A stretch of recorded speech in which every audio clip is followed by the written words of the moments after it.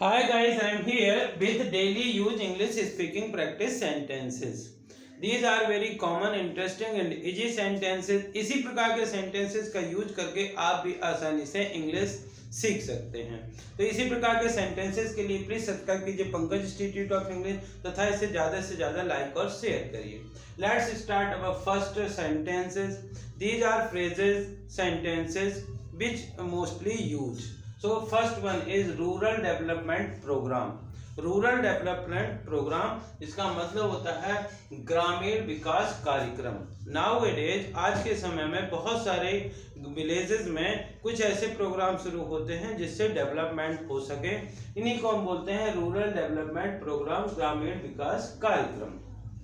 इसी प्रकार शहरों में भी इसी प्रकार के कार्यक्रम होते हैं जिनको अर्बन डेवलपमेंट प्रोग्राम या शहरी विकास कार्यक्रम कहा जाता है।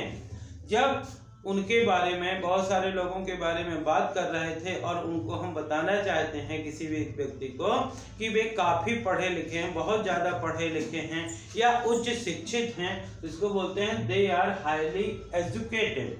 दे आर हाईली एजुकेटेड, वे उच्च शिक्षित हैं।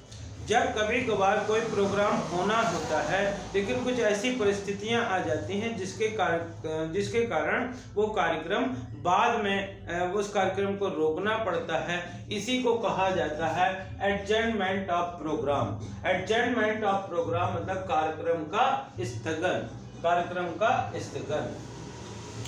और जब आपके पास बहुत ज़्यादा दबाव होता है और उस कारण से आप कुछ नहीं कर पाते हैं और कहना चाहते हैं कि काम के दबाव के कारण, जैसे काम के दबाव के कारण मैं वहाँ नहीं पहुँच पाया, मैं काम के दबाव के कारण वहाँ नहीं पहुँच पाया, तो काम के दबाव के कारण इसको बोलेंगे owing to pressure of works।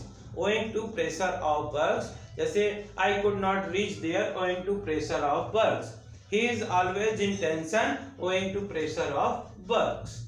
और आज के समय में जब हम पॉलिटिक्स की बात करते हैं तो वो बताना चाहते हैं कि आज जो है बहुत सारे विभिन्न राजनीतिक दल हैं जो एक दूसरे से विवाद करते रहते हैं।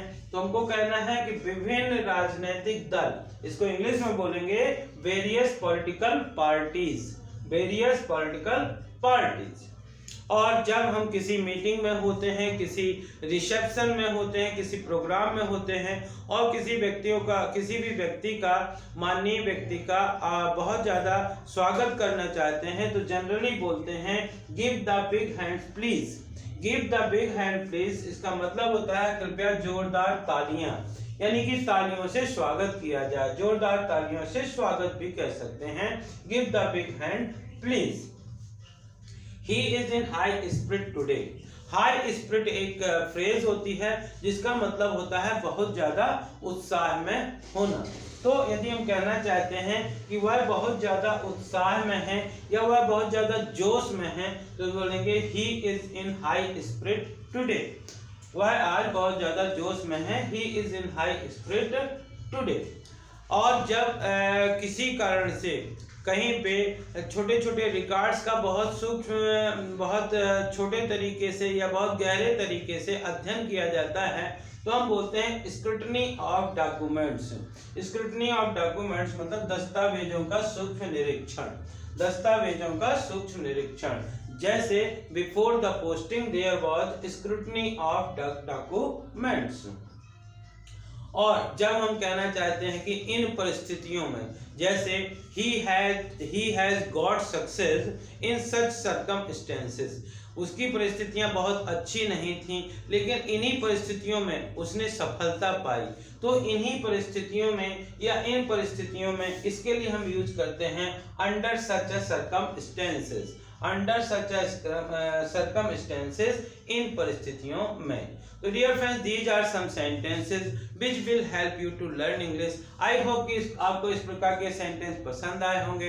यदि पसंद आए हो तो इन्हें ज़्यादा से ज़्यादा लाइक करिए, शेयर करिए और यदि आप चैनल के नए हैं तो प्लीज़ इसे सब्सक्राइब करिए और बेल आइकन को प्रेस करिए ताकि इस प्रकार के वीडियो जब भी अपलोड हों तो इनका नोटिफिकेशन आप तक पहुंच सके। आप भी इन वर्ड्स को केवल बार बार पढ़कर, बार बार सुनकर या बार बार लिख करके आसानी से अपने कन्वर्सेशन में यूज कर सकते हैं।